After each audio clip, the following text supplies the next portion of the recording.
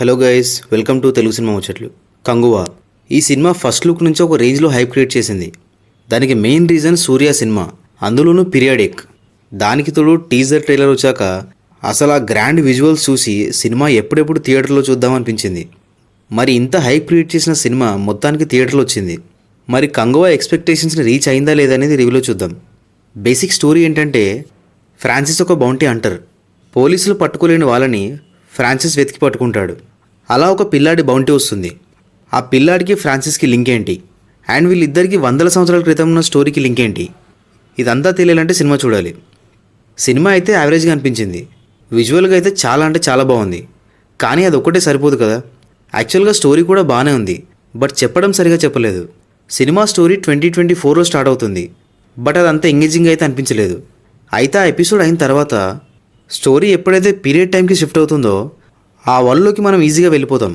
ఒక 5 తెగలేమో ఉంటాయి, అండ్ అన్నింటినీ ప్రాపర్గా ఎక్స్ప్లెయిన్ చేయడంతో మంచి ఇంట్రెస్టింగ్ అనిపించింది. కానీ కాసేపు అయ్యాక స్టోరీ ప్రోగ్రెషన్ ఏదైతే ఉందో అది అంత ఇంట్రెస్ట్ని క్రియేట్ చేయలేదు. ఎందుకంటే అసలు కథ ఏంటి, కాన్ఫ్లిక్ట్ ఏంటి అనేది ఒక కామన్ ఆడియన్కి అర్థమయ్యేలాగా ఎస్టాబ్లిష్ చేయలేదనిపించింది. ఫస్ట్ హాఫ్ అంతా సూర్య స్క్రీన్ ప్రెజెన్స్తో, మంచి విజువల్స్తో, యాక్షన్ బ్లాక్స్తో అలా వెళ్తుంది. కానీ సెకండ్ హాఫ్ అసలే బాగాలేదు. సెకండ్ హాఫ్లో కూడా విజువల్స్ గ్రాండ్గా ఉంటాయి, యాక్షన్ బ్లాక్స్ కూడా బాగున్నాయి, కానీ వేరే స్టోరీ అనేది క్వశ్చన్ మార్క్. ఎంతసేపు అని సడన్గా వచ్చే ఫైట్లు చూస్తుంటాం. స్టోరీతో ట్రావెల్ అయ్యి యాక్షన్ ఇవన్నీ వస్తుంటే బాగుంటుంది, కానీ అదేం లేకుండా జస్ట్ విజువల్స్ గ్రాండ్గా ఉన్నాయి, యాక్షన్ ఉంది చూడండి అంటే ఎలా? ఎమోషన్ కూడా వర్కౌట్ అవ్వలేదు.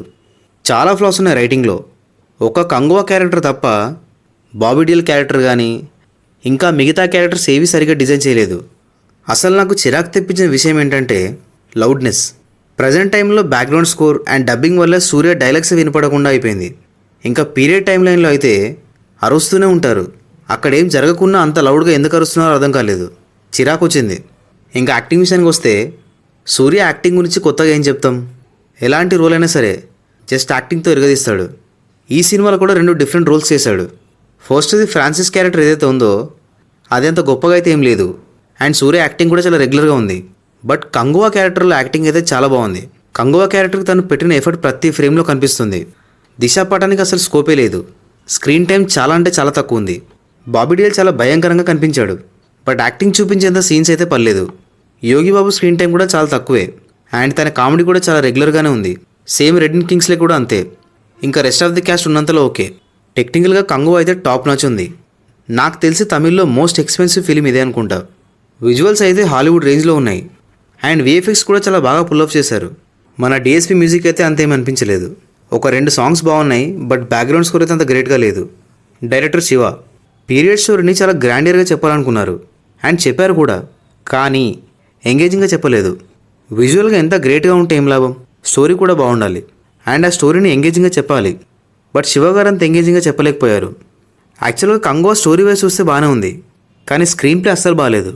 ఫైనల్గా కంగువా ఏం పట్టించుకోకుండా జస్ట్ థియేట్రికల్ ఎక్స్పీరియన్స్ కోసం అయితే ఒకసారి చూడొచ్చు. That's it guys, thank you for watching this video.